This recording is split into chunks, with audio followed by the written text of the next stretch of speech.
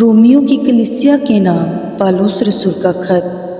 اس کا پہلا باب جو 32 آیات پر مشتمل ہے۔ پالوس کی طرف سے جو یسوع مسیح کا بندہ ہے اور رسول ہونے کے لیے بلایا گیا اور خدا کی اس خوشخبری کے لیے مخصوص کیا گیا ہے، جس کا اس نے پیشتر سے اپنے نبیوں کی معرفت کتاب مقدس میں اپنے بیٹے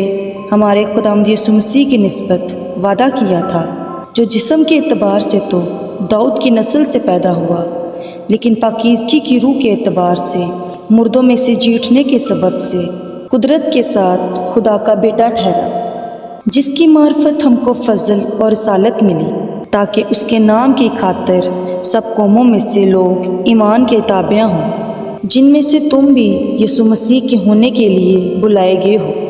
ان سب کے نام جو روما میں خدا کے پیارے ہیں اور مقدس ہونے کے لیے بلائے گئے ہیں، ہمارے باپ خدا اور خداوند یسوع مسیح کی طرف سے تمہیں فضل اور اطمینان حاصل ہوتا رہے۔ اول تو میں تم سب کے بارے میں یسوع مسیح کے وسیلہ سے اپنے خدا کا شکر کرتا ہوں کہ تمہارے ایمان کا تمام دنیا میں شہرہ ہو رہا ہے۔ چنانچہ خدا جس کی عبادت میں اپنی روح سے اس کے بیٹے کی خوشخبری دینے میں کرتا ہوں، وہی میرا گواہ ہے کہ میں بلا ناگہ تمہیں یاد کرتا ہوں اور اپنی دعاؤں میں ہمیشہ یہ درخواست کرتا ہوں کہ اب آخر کار خدا کی مرضی سے مجھے تمہارے پاس آنے میں کسی طرح کامیابی ہو، کیونکہ میں تمہاری ملاقات کا مشتاق ہوں، تاکہ تم کو کوئی روحانی نعمت ہو جس سے تم مضبوط ہو جاؤ، غرض میں بھی تمہارے درمیان ہو کر تمہارے ساتھ اس ایمان کے باعث تسلی پاؤں جو تم میں اور مجھ میں دونوں میں ہے۔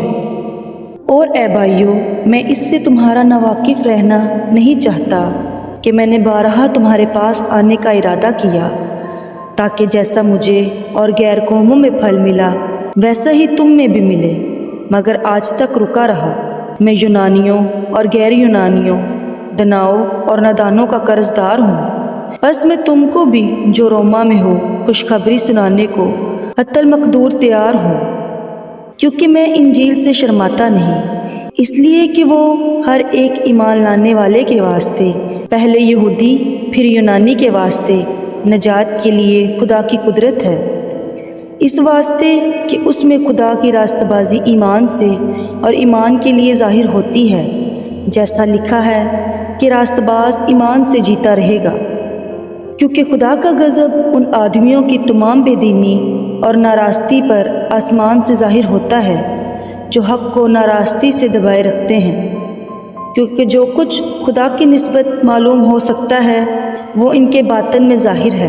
اس لیے کہ خدا نے اس کو ان پر ظاہر کر دیا، کیونکہ اس کی اندھے کی صفتیں یعنی اس کی ازلی قدرت اور الوہیت دنیا کی پیدائش کے وقت سے بنائی ہوئی چیزوں کے ذریعہ سے معلوم ہو کر صاف نظر آتی ہے، یہاں تک کہ ان کو کچھ عذر باقی نہیں، اس لیے کہ اگرچہ انہوں نے خدا کو جان تو لیا، مگر اس کی خدائی کے لائق اس کی تمجید اور شکر گزاری نہ کی، بلکہ باطل خیالات میں پڑ گئے اور ان کے بے سمجھ دلوں پر اندھیرا چھا گیا، اور اپنے آپ کو دنا جتا کر بے وقوف بن گئے، اور غیر فانی خدا کے جلال کو فانی انسان اور پرندوں اور چوپائیوں اور کیڑے مکوڑوں کی صورت میں بدل ڈالا۔ اس واسطے خدا نے ان کے دلوں کی خواہشوں کے مطابق انہیں ناپاکی میں چھوڑ دیا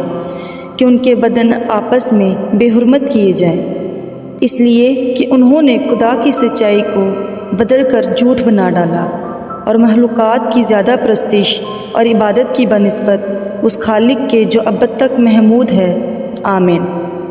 اسی سبب سے خدا نے ان کو گندی شہوتوں میں چھوڑ دیا،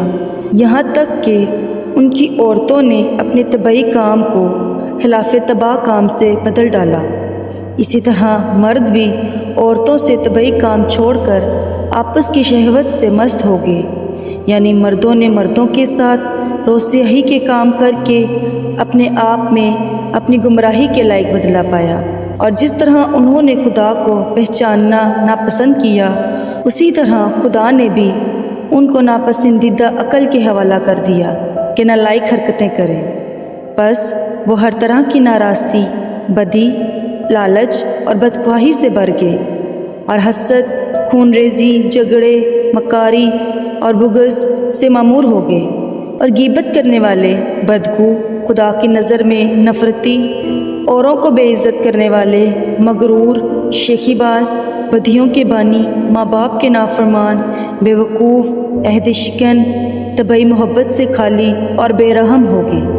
حالانکہ وہ خدا کا یہ حکم جانتے ہیں کہ ایسے کام کرنے والے موت کی سزا کے لائق ہیں، پھر بھی نافقت آپ ہی ایسے کام کرتے ہیں، بلکہ اور کرنے والوں سے بھی خوش ہوتے ہیں۔ آمین۔